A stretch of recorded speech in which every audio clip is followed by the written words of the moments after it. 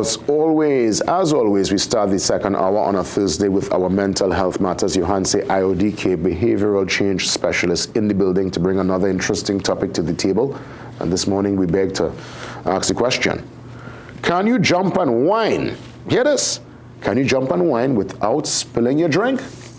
Let's get into the details. Johanse, good morning and happy carnival, my friend. Morning, Jason. Morning, everyone.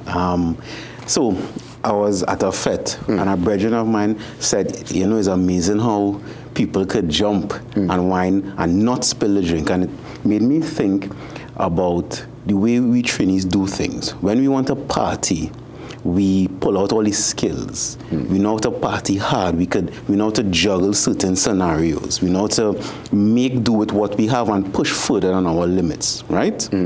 Now, I say that because after a while, jumping and whining with the drink, after a while, it spills eventually because you'll get tired, you want to drink the drink, it might be in the way of you enjoying yourself. And I thought about it relating to regular life because many times we are able to do a lot of things at the same time. We're able to juggle a lot of situations and juggle a lot of scenarios, but it's only for a certain amount of time. And sometimes we put too much pressure on ourselves for too long. Even though we have the capacity to do it, we shouldn't do it for too long. Well, you know, it's one, I guess, some people look at that as adulting, as being an adult, and taking on responsibility. I guess it's also based on, I would imagine, personality. You could probably elaborate because I've recognized there are people who love to keep themselves busy. They love to juggle. They love to, as you say, jump and whine without spilling a drink. And there are those who remove themselves from that kind of intense, I guess the juggling, the activity, the deadlines, the responsibility, as it were. Is it more personality thing or is it cultural? I would say it's more a personality thing. And what I'd add to that is make sure that it's not causing you stress or distress. Because some people shy away from it. But in truth, they need to put more load on themselves to be more productive, to accomplish their goals, etc. But they shying away from it. So, you know, they're saying too much of anything not good. So again, it's finding that balance. So I'm not saying you need to put yourself under pressure all the time, but sometimes you need a little pressure to push yourself and carry yourself where you want to be. On the other hand, there are some people who don't know how to function without that pressure. But too much of that pressure, as we say, there's burst pipe. So after a while, it's just too much on you. So either way, you'll end up under stress or resentment because it's too much work I'm doing and not accomplishing what I want, or I'm not doing enough work and I'm not accomplishing what I want.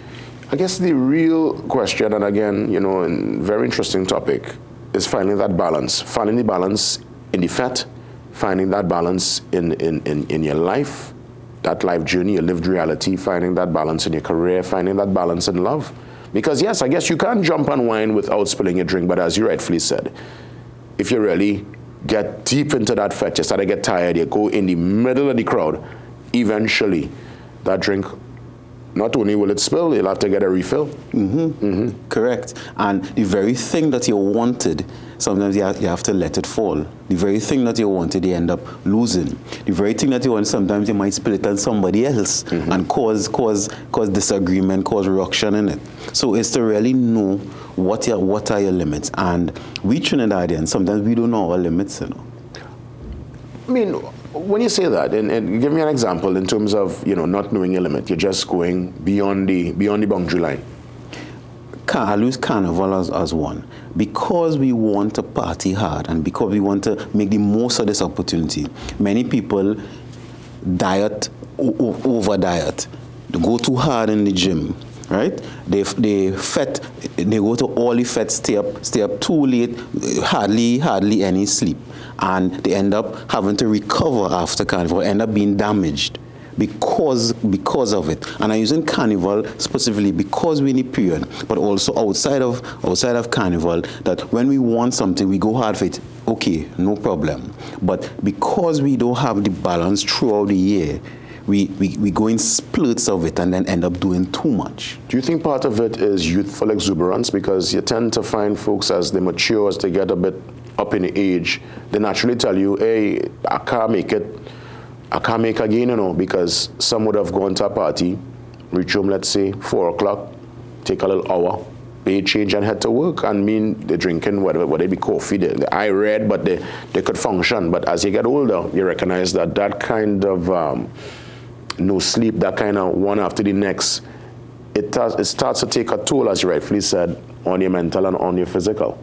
Correct. And I wouldn't call it youthful exuberance, no. I'll call it overdoing it. Not everybody, but overdoing it, because don't wait until your car breaks down to carry it for service, right? Service it every month, do a little something, just like ourselves. Don't wait until we break down to then say, call it, well, I'm mature now. Versus, you say, I can't make it, meaning that you don't even have the capacity to make it even if you wanted to anymore, because you did so much and you break yourself down. You answer, what about the fear of missing out? I mean, there are people who, they want to jump on wine and not spill the drink, and they'll do it at all costs because they must be there, they must be seen there, a picture must be taken of me at this event, I must put it up on the social, I have to get the likes. I can't miss out, how I need to get a ticket. They need to do anything to get in. That fear of missing out, what's your perspective on that? I agree with making the most of a situation or making most of any event. But if you do too much sometimes, you don't even remember it. You do so much, somebody asks you, well, where you do that? But you can't remember because everything is a blur. You just do so much. You was, let me say, intoxicated, you were tired, you don't even remember what's going on. So then it didn't even make sense. So in a sense, I guess we can, according to the person and how they position themselves, we can jump on wine without spilling the drink. You can, but you shouldn't do it for too long. I like that. You could, but you shouldn't do it for too long. Yeah. Because it's true. I mean, everybody, let's look at the FET ecosystem, the FET dynamic. You could position yourself to the back of the FET, you could be to the side, you could be backstage. According to where you are, there are people who will position themselves, enjoy themselves. Some people need to be in the meat of the action. Some people need to be to the very front so they could, like, literally touch the artist. Right.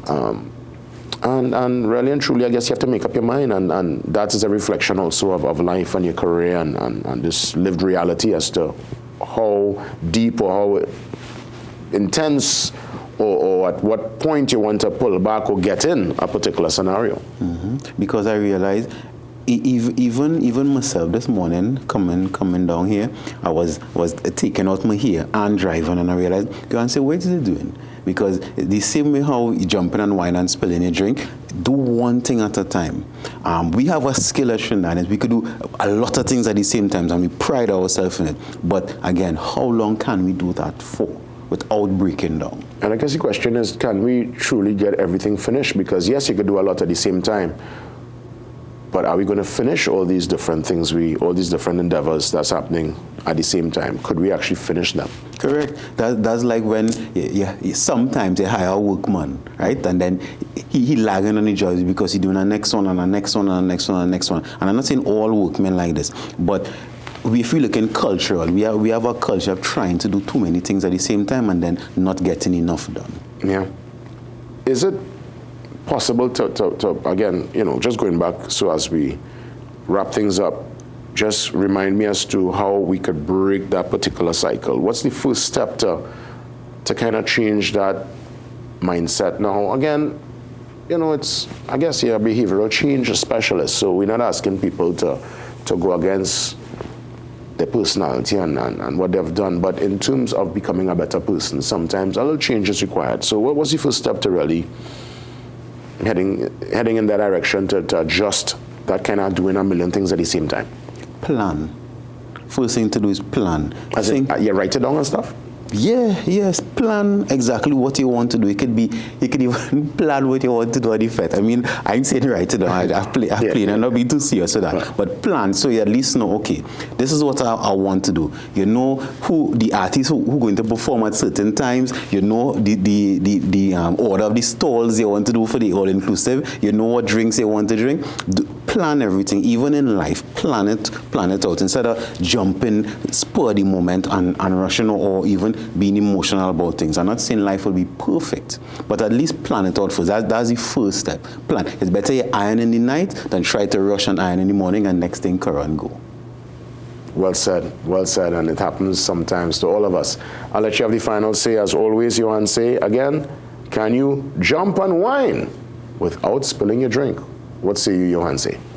even though you have the capacity to do many things at the same time, doesn't mean doing it for a long period will put yourself under stress. Don't make life complicated, because even though life is not easy, it's really not that hard. Thank you for listening. You want to say IODK behavioral change specialist, as we pivot now into a very, I would say, one of the key pillars of the Carnival experience is we. It's happening next Tuesday.